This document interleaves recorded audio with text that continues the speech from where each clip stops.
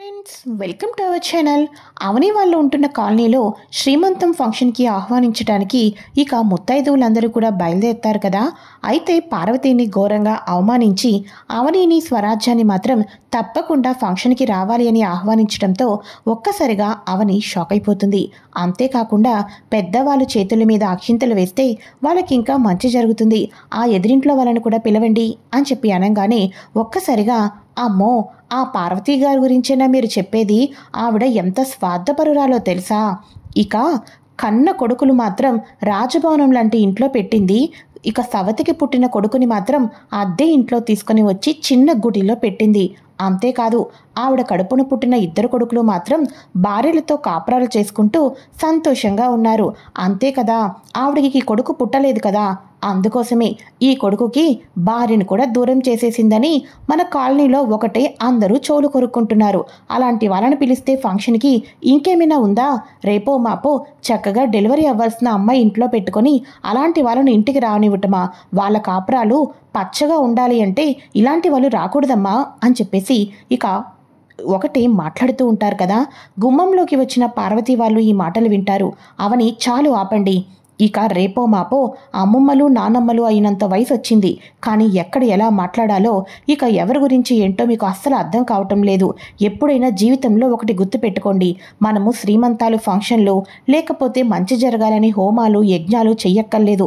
మన నోటితోటి ఏ ఒక్కరినైనా మాటలతో బాధ పెడితే అది మనకి పాపం. మన నోటితో ఎవరికైనా ఒక ధైర్యం చెప్పి మంచిగా మాట్లాడి వాళ్ళ ఆనందం పడేటట్టు చేస్తే అది మన పుణ్యం. ఇంకా మీరు మాలాంటి వాళ్ళకు చెప్పవలసింది పోయి తిరిగి నేనే మీలాంటి వాళ్ళకు చెప్పాల్సి వస్తుంది. మీలాంటి నోట్లో నుంచి మాటలు మాట్లాడుతూ జనాలను ఇబ్బంది పెట్టి కన్నీళ్లు పెట్టించేలాంటి ఇళ్లకు మేము కూడా రాం, మీరు బయలుదేరండి అని చెప్పేసి అవని అయితే వాళ్లకు చెంప పగల కొట్టినట్టుగా సమాధానం అయితే చెప్తుంది. ఇక పార్వతి కన్నీళ్లు పెట్టుకుంటూ లోపలికి వెళ్ళిపోగానే బాధపడద్దు పార్వతి, వాళ్లకు అర్థం కాదు. అయినా నువ్వెక్కడ ఉండేదానివి? రాజభవనం లాంటి ఇంట్లో ఉండేదానివి. నీ మంచి మనసు, నీ పెద్దరికం అక్కడ అందరికీ బాగా తెలుసు. అంతేకాదు, ఇక మన ఇంట్లో పని వాళ్లకు పెళ్ళిళ్ళు అవుతున్నాయంటేనే వాళ్ళ పెళ్ళిళ్ళకి బంగారపు సూత్రాలు ఇచ్చేదానివి. ఆడపిల్ల పెళ్ళిళ్ళకి ఎంతో డబ్బులు నువ్వు ఫ్రీగా డబ్బును దానం చేసేదానివి. అలాంటిది వీళ్ళ మాటల్ని పట్టించుకుంటావా అని చెప్పేసి అంటూ ఉంటుంది అమ్మమ్మగారు అయితే ఈ లోపల రోజు రాత్రిపూట ప్రశాంతంగా నిద్రపోవాలంటే ఫుల్లుగా డ్రింక్ చేసేయాలరా శ్రీకర్ అని అనగానే అవునన్నయ్య, నిన్న ఫుల్లుగా డ్రింక్ చేశాం కాబట్టి మంచిగా నిద్ర పట్టింది. అయినా డ్రింక్ చేస్తే మనల్ని అడిగిన వాళ్ళు ఎవరున్నారా ఈ ఇంట్లో అని చెప్పేసి అనగానే డ్రింక్ చేసిన వరకు మాత్రమే వీళ్ళకి గుర్తుంటుందంట. డ్రింక్ చేసిన తర్వాత మనల్ని చితక్కొట్టింది మాత్రం వీళ్ళకి గుర్తుండటం లేదంట. వీళ్ళు ప్రతిరోజు ఇలానే వస్తారు సిస్, ఈ సమస్యకి పరిష్కారం ఏంటి అని అనగానే ఏమీ లేదు, వీళ్ళతో తన్నులు తినే కన్నా అత్తయ్య వాళ్ళను ఇంటికి రమ్మని చెప్పడమే కరెక్ట్, పద వెళ్దాం అని చెప్పేసి ఇక వెంటనే అత్తయ్య ఎక్కడున్నారు అని చెప్పేసి ఒక పక్క పల్లవి ఒక పక్క శ్రియ ఇంట్లోకైతే ఎంట్రీ ఇస్తారు కదా. ఇక అవని అమ్మా నువ్వు చెప్పినట్టుగానే మిగతా కోడళ్ళు కూడా బాగానే వస్తున్నారమ్మా అని రాజేంద్ర ప్రసాద్ చెప్పంగానే అవును మావయ్య గారు, ఇక అత్తయ్యకు ఇక్కడ ఇలాంటి వాళ్ళతో ఇబ్బంది పడటం మాటలు పడటం, ఇక ఇంత చిన్న ఇంట్లో తను ఇమిడి లేక ఇబ్బందులు పడటం ఇదంతా ఉండదు మావయ్య గారు అని అనగానే సరే అమ్మా, మీ అత్తయ్య అక్షయ్ని వదిలి వెళ్ళను అంటుంది, మనమే రెచ్చగొట్టి వెళ్ళేటట్టు చేయాలి. ఇక నా పుత్రరత్నం అయితే వాడు ఎట్టి పరిస్థితుల్లోనూ వెళ్ళటానికి ఒప్పుకోడనుకో అని అనగానే పోనీలేండి మావయ్య గారు, ఆయన వెళ్తారో వెళ్ళరో, ఈ వయసులో అమ్మమ్మ గారిని అత్తయ్య గారిని చిన్న ఇంట్లో ఇబ్బంది పెట్టడం కరెక్ట్ కాదు అని అనగానే సరేనమ్మా పద గుమ్మం దాకా వెళ్ళి ఏం మాట్లాడుతున్నారో చూద్దాం అని చెప్పేసి అనగానే ఏమైందమ్మా పల్లవి, ఇంత ఉదయాన్నే వచ్చారు, ఎందుకంత భయపడుతున్నారు? ఏంటి అలా ఒళ్ళు పట్టుకొని ఒకటే నొప్పులు అంటున్నారు అని అనగానే అత్తయ్య మీరేం చేస్తారో నాకు తెలీదు, మీరు మాత్రం మా ఇంటికి వచ్చేవాళ్ళు అత్తయ్య, మీరు లేకుండా మేము మా ఇంట్లో క్షణం కూడా ఉండం అని అనగానే అదేంటే మీ ఇద్దరికీ మీ అత్త మీద ఇంత ప్రేమ ఎప్పుడు పుట్టుకొచ్చింది అని అనగానే ఇక మీరెవరూ ఇంట్లో లేరని ఇక శ్రీకర్ అలానే ఇక కమల్ ఫుల్గా డ్రింక్ చేసి ఇంటికి వస్తున్నారు బావగారు. ఎప్పుడూ లేనిది డ్రింక్ చేసి వచ్చి మమ్మల్ని చిత్తకు కొడుతున్నారు. ఏవైనా అడిగితే మమ్మల్ని అడిగినోడు ఎవరున్నారు ఈ ఇంట్లో అని చెప్పేసి తిరిగి మమ్మల్ని నిలదీస్తున్నారు అత్తయ్య. ప్రతిరోజు ప్రశాంతంగా నిద్రపోవాలంటే తాగాలని, తాగి వచ్చిన తర్వాత పెళ్ళాల్ని కొట్టాలి అని వాళ్ళిద్దరూ మాట్లాడుకుంటున్నారు. ఒక పని పాట. ఇక కమల్కి, శ్రీకర్కి అయితే ఇక లాయర్ గురించి కూడా పూర్తిగా మర్చిపోయాడు. ఫోన్లో గేమ్స్ ఆడుకోవటం, ఇంట్లో తాగటం, తినటం, పడుకోవటం, ఇది ఒకటి మాత్రమే మిగిలింది. మా కాపురాలు ఇలా అయితే ఏమవుతాయో మాకు భయంగా ఉందత్తయ్య. మీరు వచ్చేసేయండి అమ్మమ్మగారు, మీరు కూడా వచ్చేసేయండి అమ్మమ్మగారు అని అనగానే, లేదమ్మా నేను రాలేను అని చెప్పేసి అనగానే, మీ అత్తయ్య రాదమ్మా, ఎట్టి పరిస్థితుల్లోనూ రాదు అని అనగానే, మీరెలా చెప్తున్నారు మావయ్య గారు అని అనగానే, మీ భర్తలు తాగినప్పటికీ కూడా మీ భర్తల నుంచి వచ్చేసేసి మీ అత్తయ్యతో పాటు ఈ చిన్న ఇంట్లో ఉంటాము అని చెప్పేసి మీరు అంటున్నారా? అనట్లేదే. చావైనా బ్రతుకైనా మా భర్తలతో పాటే మా జీవితం, పెద్ద దిక్కుగా మీరే రండి అని చెప్పేసి అంటున్నారు. అవునా కదా? అలాంటప్పుడు పార్వతీకి నా మీద చాలా ప్రేమ ఉంది. ప్రతిరోజు ఉదయం లేచిన కానించి రాత్రి పడుకునేదాకా ఇక నన్ను చూస్తూ ఉంటుంది కదా. అందుకోసమే మళ్ళీ మీరు తీసుకుని వెళ్ళిపోతే కట్టుకున్న భర్తను చూడటం కుదరదు కదా. ప్రేమ ఎంతున్నా పైకల నటిస్తుంది మీ అత్తయ్య అని అనగానే, చాలు ఆపండి. మీరన్నా మీ కొడలన్నా నాకు ఇంత కూడా ప్రేమే లేదు. ఇంకా చెప్పాలంటే మీ మీద కక్షా కోపమే ఉన్నాయి అని అనగానే, అబ్బో కక్షా కోపం ఉన్నదానివే అయితే తెల్లారు లేచిన కానించి రాత్రి పడుకునేదాకా మా ముఖాలు చూస్తూ మా ఇంట్లో ఎందుకుంటావు? లేదులే పార్వతి, నీకెంతైనా నేనంటే ప్రేమ ఎక్కువేలే, ఒప్పుకోవంతే అని అనగానే, ఒరే అక్షయ్ నువ్వేమంటావురా అని అనగానే, చూడమ్మా తమ్ముళ్ళు జీవితం నాశనం చేసుకుంటున్నారు. మీరు అక్కడ ఉంటేనే వాళ్ళు కంట్రోల్లో ఉంటారు. రేపొద్దున్న ఇలానే తాగితే వాళ్ళు దేనికి పనికి రాకుండా పోతారు. ఇక పల్లవి వాళ్ళు చెప్పిన మాటే కరెక్ట్. మీరిద్దరూ ఆ ఇంటికి వెళ్ళండి అని అనగానే, నిన్ను వదిలేసి నేను వెళ్ళలేనురా, అందుకోసమేరా అక్షయ్ ఇంతసేపు ఆలోచిస్తున్నాను అని అనగానే, చూడమ్మా తప్పు చేసింది నేను కదా, శిక్ష అనుభవించాల్సింది నేనే. నాతో పాటు ఈ వయసులో మీరు శిక్ష అనుభవించడానికి వీల్లేదు. అంతే కదమ్మా. నేను ఆ ఇంటికి రాను అని చెప్పటం లేదు, వస్తాను. కానీ ఏ రోజు తెలుసా, నేను ఏ తప్పైతే చేశానో ఆ తప్పుని మళ్ళీ కూడా కప్పిపుచ్చుకొని నేను మళ్ళీ కూడా రాజేంద్ర ప్రసాద్ గ్రూప్ ఆఫ్ కంపెనీకి ఎండీ చైర్లో కూర్చుంటాను చూడు, కోల్పోయినవన్నీ కూడా తిరిగి పొందుతాను చూడు, అప్పుడు వస్తాను. అప్పటిదాకా నేను ఈ ఇంట్లోనే ఉంటానమ్మా. దయచేసి మీరు బయలుదేరండి. తమ్ముణ్ణి ఇంకా కూడా తాగుబోతుల్లాగా తయారు చేయొద్దు. పిల్లలు చెడిపోతే ఆ బాధ్యత తల్లి తండ్రులదే అంటారు.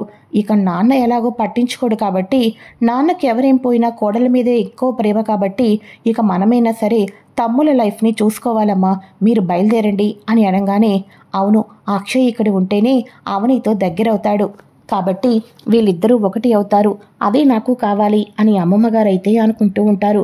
ఒసే పార్వతి, ఇక్కడ ఉన్న వాళ్ళతోటి నువ్వేంటో తెలియక నోటికి ఇష్టం వచ్చినట్టు మాట్లాడుతున్నారే. విలువ గౌరవం కూడా ఈ కాలనీ వాళ్ళు మనకెవరూ ఇవ్వటం లేదు. ఇక మన కమల్ని, శ్రీకర్కి బుద్ధి తెప్పించి వారిని మంచిగా అడుగులు వేయించేటట్టు చేయాలి.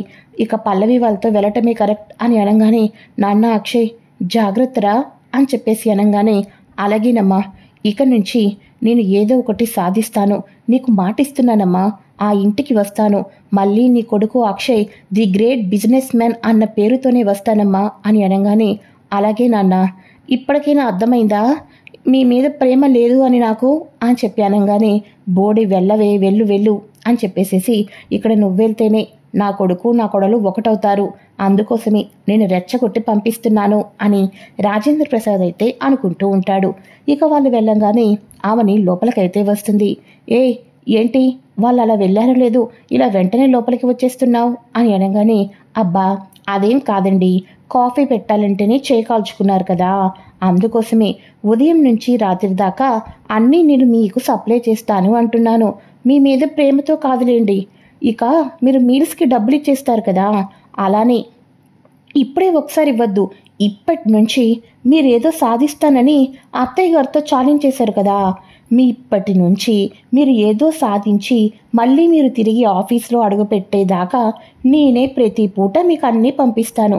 వీటన్నిటికీ లెక్క కట్టి అప్పుడు డబ్బులు ఇచ్చేసేయండి, సరేనా అని చెప్పేసి ఇక వెంటనే పదండి వెళ్దామని చెప్పేసేసి ఇక వెంటనే ప్రణతిని అలానే ఇక వాళ్ళ మావయ్యని తీసుకొని అవని అయితే అక్కడి నుంచి వెళ్ళిపోతుంది.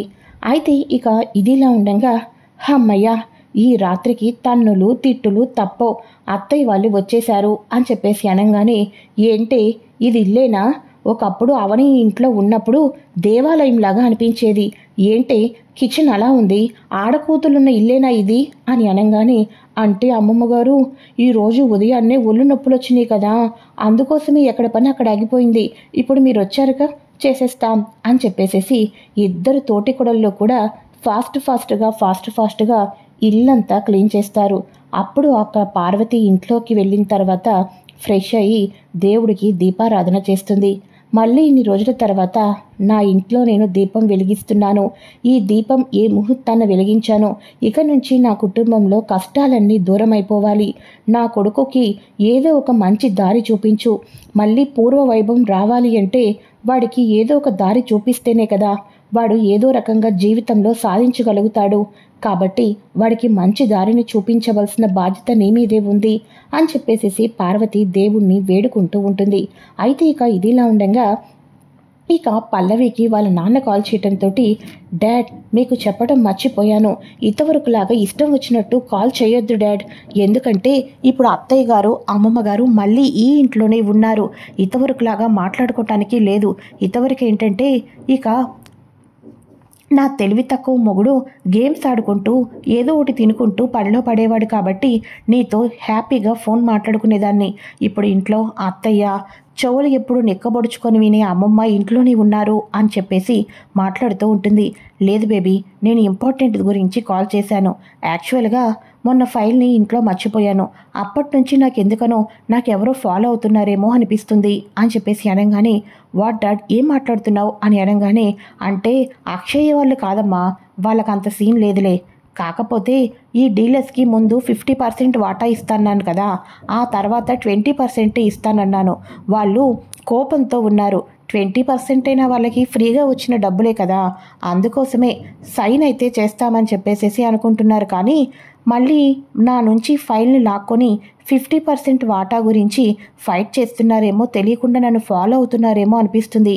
రేపే ఇక సిట్టింగ్, రేపే అకౌంట్లోకి డబ్బులు పడతాయి, కానీ ఆ ఫైల్ పట్టుకొని నేను డీలర్స్ దగ్గరికి వెళ్ళకూడదు, నా తర్వాత నువ్వు డీలర్స్ దగ్గరికి రావాలి అని అనగానే అయితే ఇప్పుడు ఆ ఫైల్ని నువ్వు తీసుకుని వెళ్ళటం నీకు అంత సేఫ్ కాదు డాడ్, ఆ ఫైల్ని నాకు ఇచ్చేసేయండి, నేను తీసుకొని వస్తాను, అంతేకాదు మీ పర్సెంటేజ్ అంతా కూడా అయిపోయి సంతకాలంతా అయిపోయిన తర్వాత ఒక్క చిన్న మెసేజ్ చేస్తే నేను వస్తాను అని చెప్పేసి అనగానే ఓకే బేబీ, నువ్వు సైలెంట్గా గుమ్మంలోకి వాకింగ్ చేసినట్టురా, ఆ ఫైల్ నేను ఇచ్చేసి వెళ్ళిపోతాను అని అనగానే ఓకే డాడ్, ఈ ఫైల్ ఇప్పుడు నా దగ్గర ఉండటమే కరెక్ట్ అని చెప్పేసేసి ఇక వెంటనే ఆ ఫైల్ని తీసుకొని పల్లవి అయితే లోపలికైతే వెళ్ళిపోతుంది.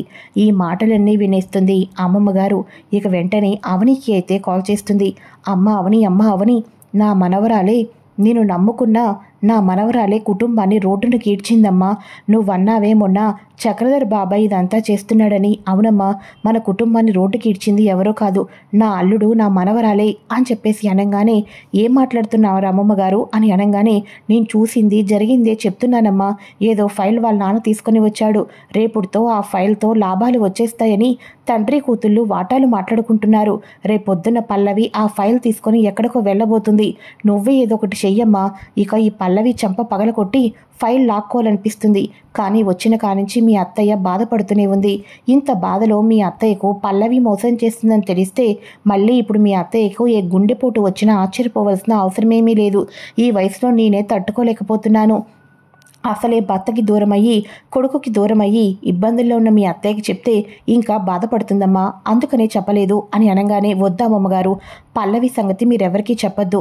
నేనంతా చూసుకుంటాను కదా, రేపొద్దున పల్లవి ఎప్పుడు ఇంటి నుంచి బయలుదేరుతుందో నాకు ఒక్క విషయం చెప్పండి చాలు అని అనగానే ఓకే అయితే అని చెప్పేసేసి మొత్తానికి అయితే ఇక పల్లవి ఇంటి దగ్గర బయలుదేరే ముందు శ్రీకర్కి కాల్ చేసి, శ్రీకర్ నువ్వు రెడీగా ఉండు, నువ్వు యాక్చువల్గా డీలర్స్ దగ్గరికి వచ్చేసి నేను పల్లవి దగ్గర రిపోర్ట్స్ పట్టుకుంటాను అని చెప్పేసి అనగానే అలాగే వదిన, ఆ డీలర్స్ చక్రధర్ మావయ్యని కలవనివ్వకోకుండా నేను చూసుకుంటాను, చక్రధర్ మావయ్య కన్నా ముందు వాళ్ళ దగ్గరికి వెళ్ళి వాళ్ళ చేత నేను నిజాలు రప్పిస్తాను అని అనగానే సరే అయితే అని చెప్పేసి అవని అంటుంది. చక్రధర్ ఇంటి దగ్గర నుంచి బయలుదేరేసరికి ఇక చక్రధర్ వాళ్ళ వైఫ్ వాళ్ళ అత్తయ్య అయితే చెప్తుంది శ్రీకర్కి, మీ మావయ్య ఇప్పుడే బయలుదేరాడు అని చెప్పేసి. ఇక వెంటనే అంతకన్నా ముందు శ్రీకర్ ఇక ఆ డీలర్స్ దగ్గరికి అయితే వెళ్తాడు కదా. ఇక డీలర్స్ దగ్గరికి వెళ్ళి వాళ్ళకి చక్కగా ఒకటి కూల్ డ్రింక్ తాగిపించడంతో వాళ్ళు మత్తులోకి వెళ్ళిపోతారు. మత్తులోకి వెళ్ళిపోయిన డీలర్స్ని చేతులకి తాళ్ళు కాళ్ళు కట్టేసేసి ఇక కారులో వేసుకొని దూరంగా అయితే శ్రీకర్ వెళ్ళిపోతాడు. మేము ఎక్కడి దాకా వచ్చాం అని అనగానే నిజాలు చెప్తే తిన్నగా ఇంటికి వెళ్తారు. మీరు Rajendra Prasad group of company ఎందుకు కొలాప్స్ చేయాలనుకున్నారు, మీ వెనకాతల ఎవరున్నారు అని అనగానే మా వెనకాతల చక్రధర్ గారు ఉన్నారు, మాకు 50% వాటా ఇస్తా అన్నారు, తిరిగి ఇప్పుడు 20% వాటా ఇస్తాను అంటున్నారు. అంతేకాదు చక్రధర్ గారు తన కూతురు ఇదంతా చేశారు. ముందు మేము ఆశ్చర్యపోయాం, ఎందుకంటే చక్రధర్ కూతురు ఆ ఇంటి కొడలు అయినప్పటికీ కూడా ఆ కుటుంబం మీద వీళ్ళకి ఇంత కక్ష అనుకున్నాం. ఇదిగోండి మీరు ఎక్కడ సంతకం పెట్టమంటే అక్కడ సంతకం పెడతాం, అక్షయ్ గారికి ఇక మోసం చేసి సంతకం పెట్టించుకున్నాము అని, భార్యని బిడ్డని కలవాలం, ఇక్కడ కాకపోతే ఇంకెక్కడైనా బ్రతుకుతాం, మమ్మల్ని వదిలిపెట్టండి అని అనగానే వదిలిపెడతాం. మళ్ళీ మా అన్నయ్య కంపెనీకి పోయిన షేర్స్, పోయిన ప్రాజెక్ట్ వర్క్స్ అన్నీ తిరిగి వచ్చేప్పుడు మిమ్మల్ని తప్పకుండా వదిలేస్తాను. ఆ అన్నయ్యకి అవన్నీ తిరిగి రావాలి అంటే అంతా కూడా మీ చేతుల్లోనే ఉంది, కాబట్టి మీరు ఏం చేస్తారో చేయండి, అప్పుడు మిమ్మల్ని ప్రాణాలతో వదిలిపెడతాను అని అనగానే సరే అయితే ముందు మీరు ఆ ఫైల్ తీసుకోవాలి అని అనగానే ఆ ఫైల్ తీసుకున్న తర్వాత నెక్స్ట్ ప్రాసెస్ మీరే చేయాలి అని అనగానే మొత్తటికి కూడా మేమే చేస్తాం, నీ దగ్గర ల్యాప్టాప్ ఇవ్వు అని చెప్పేసి ల్యాప్టాప్ అయితే కార్లో ఓపెన్ చేసి ఇక అక్కడేమో పల్లవి కార్లో వెళ్తూ ఉంటుంది కదా. పల్లవి కార్లో వెళ్తూ ఉండగా ఇక వెంటనే పల్లవి కారు ముందు ఎవరో వచ్చి ఆగుతారు. ఏ ఈడియట్, కళ్ళు కనిపించడం లేదా అని అనగానే ఇక వెంటనే ఏంటి మేడం నాకే కళ్ళు కనిపించడం లేదా అని వాగుతున్నారు, ఏంటి ఒళ్ళు ఎలా ఉంది అని అనగానే ఏంట్రా ఎవరనుకుంటున్నావురా, నాకే ఒళ్ళు ఎలా ఉందని అడుగుతావా అని కారు దిగి వాళ్ళతో ఫైట్ చేస్తుంది. ఈ లోపల అవని కారులో ఉన్న ఫైల్ని అయితే తీసేసుకుంటుంది. ఇక వెంటనే సర్లేండి మేడం మీతో మాకెందుకు గొడవ, నా పని అయిపోయిందిలే అని చెప్పేసి ఆ వ్యక్తి అయితే వెళ్ళిపోతాడు. ఇక వెంటనే పల్లవి కొంచెం ముందుకు వెళ్ళి అవును ఇలానే కదా నేను అవనికి మోసం చేసి ఫైల్ని లాక్కుంది, ఇప్పుడు నా కారులో కూడా ఫైల్ ఉంది, కొంపతీసి అవని ఏమాత్రం తీసుకోలేదు కదా అని చూసుకుంటూ అమ్మయ్య ఫైల్ ఉందిలే అని అనుకుంటూ ఉంటుంది. కొంచెం దూరం వెళ్ళిన తర్వాత ఫైల్ కింద పడుతుంది. కింద పడిన ఫైల్ని పైకి పెడుతుంది. పైకి పెట్టి ఓపెన్ చేసి చూసేసరికి అందులో ఒక డాక్యుమెంట్ ఉండదు, అందులో ఒక పేపర్ కూడా ఉండదు. ఒక్కసారిగా పల్లవి షాక్ అయిపోయి కార్ని సడన్ బ్రేక్ అయితే వేస్తుంది. బ్రేక్ వేయంగానే ఎదురుగా అవని ప్రత్యక్షమవటంతో పల్లవి షాక్ అయిపోతుంది. ఏయ్ ఏం చేస్తున్నావు నువ్వు అని అనగానే ఒక్కసారిగా చంప పగలకొట్టి ఉన్న కుటుంబాన్ని కూలుస్తున్నాను, నా కళ్ళతో నా వేలునే పొడుచుకుంటున్నాను నీలాగా అని అనగానే ఏంటి నా ఫైల్ని తీసావు, ఎందుకు తీసావు అని అనగానే నీ నిజస్వరూపం అందరికీ తెలియాలి కదా, ఇంతవరకు మా కంపెనీని కొలాప్స్ చేసింది నువ్వు మీ నాన్న అన్న చిన్న అనుమానం అయితే మా వాళ్ళందరిలోనూ ఉంది, కానీ సాక్ష్యాలతో చూపించాలి కదా, ఈ సాక్ష్యమే కాదు ఇప్పుడు పల్లవి దగ్గర ఈ సాక్ష్యం తీసుకున్నాను అంటాను, నువ్వేమో నా దగ్గర తీసుకోలేదు బావగారు అని అంటావు, అంతేనా, దొరికిపోయితే నువ్వు అలాగే చేస్తావు కదా, కానీ ఒక్కసారి ఈ వీడియో చూడు అని చెప్పేసి వీడియో చూపించంగానే పల్లవి తన తండ్రి చేయమంటేనే చేశాం, 50% షేర్ ఇస్తానని ఇప్పుడు పల్లవి తన తండ్రి 20% ఇస్తానని మమ్మల్ని మోసం చేస్తున్నారు అని డీలర్స్ చెప్పిన మాటల్ని విని ఒక్కసారిగా పల్లవి షాక్ అయిపోతుంది. ఈ వీడియో, ఈ డాక్యుమెంట్స్ అత్తయ్య గారి దగ్గరికి మా ఆయన దగ్గరికి తీసుకుని వెళ్ళి ఇంట్లో పంచాయతీ పెడతాను, ఆ తర్వాత ఒక్కసారి నీ ఫ్యూచర్ ఏంటో తలుచుకో, ఇక నా మరిది నా కమల్ నిన్ను చంప పగలకొట్టి ఇంటి నుంచి గెంటేస్తాడనుకుంటున్నావా, లేదు మా అన్నయ్యని ఇంత దెబ్బ కొడతావా అని ఇక నిన్ను చంపి జైలుకి వెళ్తాడు, ఇక నీ తండ్రి సంగతి చెప్పాల్సిన అవసరమే లేదు, ఇక ముందు నీ తండ్రి అంతు తేల్చిన తర్వాతే నీ అంతు తేలుస్తాడు ఇక నా అల్లుడే నా కమల్ అయితే, అంతేకాదు ఇక అత్తయ్య గారి సంగతి అయితే జీవితంలో నిన్ను ఆ ఇంటి గడప కూడా తొక్కనివ్వరు. నమ్మి నన్ను ఇంత మోసం చేస్తావా అని నీ మీద వస్తే చీకొట్టి ఉమ్మేస్తారు. ఇది నీకు జరగబోయే ఫ్యూచర్ అని చెప్పేసి అనగానే ఒక్కసారిగా పల్లవి అవని కాళ్ళు అయితే పట్టుకుంటుంది. అక్క నన్ను క్షమించక్క, నన్ను క్షమించక్క. మా డాడ్తో చేతులు కలిపి ఏదో నేను గడ్డి తిన్నాను, నన్ను క్షమించక్క. ఈ వీడియో ఎవరికీ చూపించొద్దక్క, ప్లీజ్ అక్క. అత్తయ్య గారికి తెలిస్తే ఇంకేమైనా ఉందా? అంతేకాదు ఇక నా తెలివి తక్కువ మొగుడు నువ్వు అన్నట్టుగానే నా ప్రాణాలు తీసేస్తాడక్క. ఇక నుంచి ఒళ్ళు దగ్గర పెట్టుకొని ఉంటానక్క, ఎటువంటి కుట్రలు చెయ్యను. ఈ ఒక్కసారికి నన్ను క్షమించేసేయక్క, నన్ను క్షమించేసేయి అని చెప్పేసేసి ఎంతగానో రిక్వెస్ట్ చేస్తూ ఉంటుంది. ఈ లోపల శ్రీకర్ కాల్ చేసి డన్ వదినా, ఇంకొక 2 అవర్స్లో మళ్ళీ మన కంపెనీని అఫీషియల్గా మన కంపెనీ మనకు వచ్చింది అని మనకి ఒక మెయిల్ వస్తుంది అని అనగానే సరే Kannayya, thank you so much అని చెప్పేసి అనగానే సరే వదిన, ఆ డాక్యుమెంట్స్ నీకు వెళ్తూ ఇచ్చేసే వెళ్తాను అని అనగానే సరే అయితే అని చెప్పేసి అవని అయితే అంటుంది. ప్లీజ్ అక్క, నా గురించి ఎవరికి నిజం చెప్పొద్దక్క, నేను ఒట్టి మనిషిని కూడా కాదు. ఆ విషయం నీకు తెలిసిందే కదా. ఈ టైంలో ఎవరు నన్ను కాపాడే వాళ్ళు ఎవరు ఈ ప్రపంచంలో ఈ భూమి మీద ఉన్నారంటే అది కేవలం నువ్వే అక్క అని చెప్పేసి కాళ్ళ వీళ్ళ పడి పల్లవికి అయితే అవని కాళ్ళు పట్టుకొని ఒకటే క్షమాపణ చెప్తూ ఉంటుంది. చూడు, ఇకనైనా బుద్ధి తెచ్చుకో. మీ నాన్నతో కలిసి నీ అత్తారింటి కుటుంబాన్ని చేసావి అనుకో, నీ మొగుడు చేతిలోనే నీ ప్రాణాలు పోతాయి.